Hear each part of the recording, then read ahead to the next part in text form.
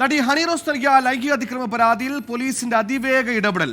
വ്യവസായി ബോബി ചെമ്മണ്ണൂരിനെ വയനാട് മേപ്പാടിൽ എസ്റ്റേറ്റിൽ നിന്ന് നാടകീയമായി പോലീസ് കസ്റ്റഡിയിലെടുത്ത് കൊച്ചിയിലെത്തി അറസ്റ്റ് രേഖപ്പെടുത്തി. ഒളിവിൽ പോകാനുള്ള ബോബിയുടെ നീക്കങ്ങൾ പൊളിച്ചായിരുന്നു പോലീസിന്റെ ഇടപെടൽ. നടിയുടെ രഹസ്യമൊഴിയും അന്വേഷണ സംഘം കോടതിയിൽ രേഖപ്പെടുത്തി. ഏറ്റവും സമാധാനം തോന്നിയ ദിവസമെന്നായിരുന്നു ഹണി റോസിന്റെ പ്രതികരണം. സ്ത്രീകൾക്കെതിരെ ലൈംഗിക ചുവയോടെ സംസാരിച്ച ശേഷം ഒരു ചിരിയിലൂടെ അതെല്ലാം ഒരു തമാശയാണെന്ന് പറഞ്ഞൊഴിയുന്ന മലയാളി പൊതുബോധത്തിന് കിട്ടിയ തിരിച്ചടിയാണ് ബോച്ചയുടെ അറസ്റ്റ്. ആദ്യം പേര് പറയാതെ മുന്നറിയിപ്പ്, അപ്പോഴും അധിക്ഷേപം തുടർന്നു. പിന്നാലെ ഹണി റോസിന്റെ യുദ്ധപ്രഖ്യാപനം. ബോബി ചെമ്മണ്ണൂരിനെതിരെ പരാതി.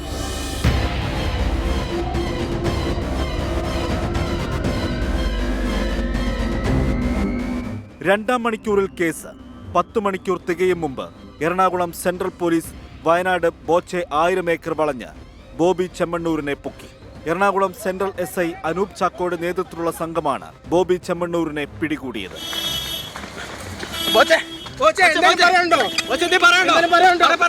നീതിയുടെ ആദ്യപടിയെന്ന് ഹണി റോസ്. മുഖ്യമന്ത്രിയുടെ ഇടപെടൽ നിർണായകമായെന്നും ഹണി. ഞാൻ ഇന്നലെ മുഖ്യമന്ത്രിയോട് സംസാരിക്കാൻ ഒരു അനുവാദം ചോദിച്ചിരുന്നു. എനിക്ക് അദ്ദേഹത്തോട് സംസാരിക്കാൻ കഴിഞ്ഞു.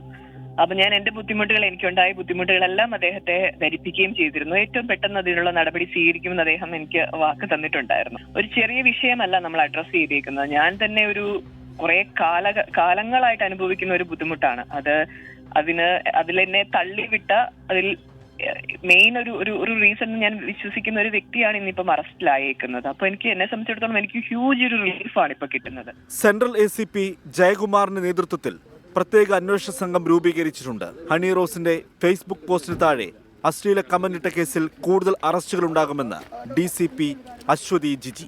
അവർ ഓൾറെഡി അക്യൂസ്ഡിനെ അവര് ചാർട്ട് ചെയ്ത് തന്നിട്ടുണ്ട് കുറച്ച് പേര്. അപ്പൊ നമ്മൾ അതാണ് നോക്കുന്നത്. ഇപ്പൊ നിലവിൽ നോക്കിയപ്പം അങ്ങനെയാണ് കാണുന്നത്. ഇത് ഫേസ്ബുക്ക് അക്കൗണ്ട് ആണ്, അത് ഫേക്കും ആകാം. അപ്പൊ അതിന്റെ ഐഡന്റിറ്റി നമ്മൾ വെരിഫൈ ചെയ്യണം, അത് സമയമെടുക്കും. ഹണി റോസിന്റെ നിയമ പോരാട്ടത്തിന് സിനിമാ മേഖലയിൽ നിന്ന് മാത്രമല്ല പൊതുസമൂഹത്തിൽ നിന്നും വലിയ പിന്തുണയാണ് ലഭിച്ചത്. ഹണി റോസിന്റെ കാര്യത്തിൽ മാത്രമല്ല, സാമൂഹ്യ മാധ്യമങ്ങൾ എന്ന പൊതു ഇടം പരിശോധിച്ചാൽ നമുക്ക് വളരെ ക്ലിയർ ആയിട്ട് കാണാൻ സാധിക്കും.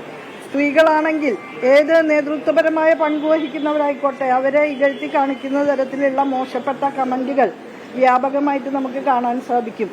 അത് നമ്മുടെ മലയാളിയുടെ ഒരു സാംസ്കാരിക ദാരിദ്ര്യം കൂടി പ്രകടമാക്കുന്നു എന്നാണ് എനിക്ക് തോന്നുന്നത്.